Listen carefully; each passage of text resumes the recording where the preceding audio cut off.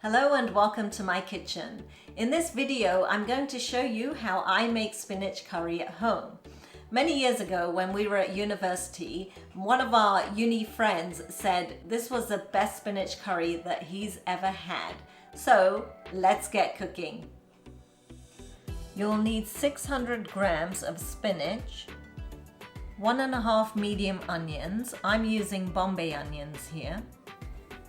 4 teaspoons of ginger garlic chili paste, 2 teaspoons of coriander-cumin powder, 1/8 teaspoon of turmeric, 1/2 teaspoon of red chili powder, 3/4 teaspoon of salt. And for the tempering, you'll need 1/4 cup of any vegetable oil. I'm using sunflower oil here, and 5 to 7 fenugreek seeds.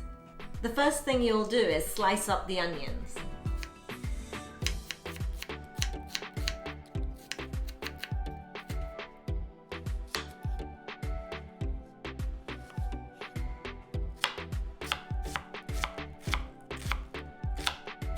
Make sure your spinach is thoroughly washed and drained, then chop it up.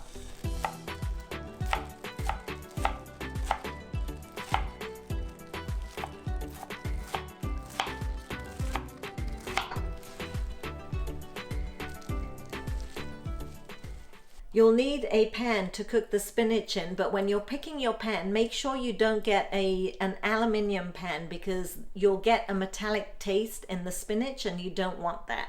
I'm using a marbleized pan here.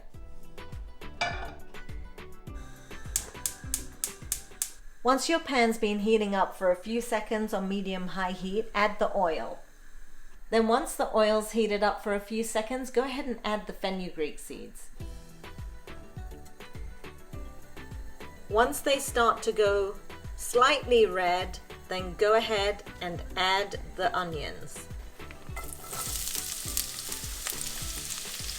Now we're going to cook these onions until they're soft, not brown, but just softened up.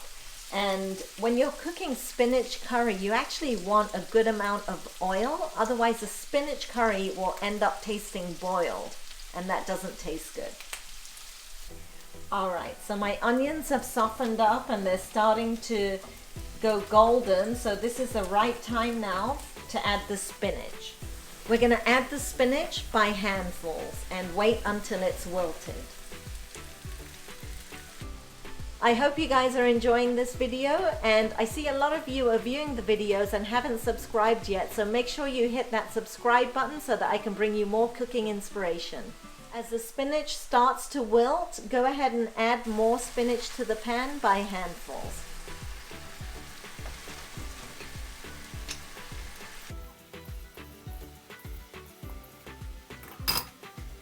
Then go ahead and add all the spices.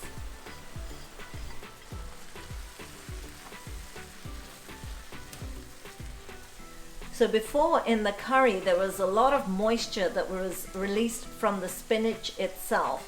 Now, as it's been cooking for about 10 minutes without a lid on a medium-high heat, the consistency is right, the moisture has evaporated, the spinach itself is cooked, and the onions are nice and soft.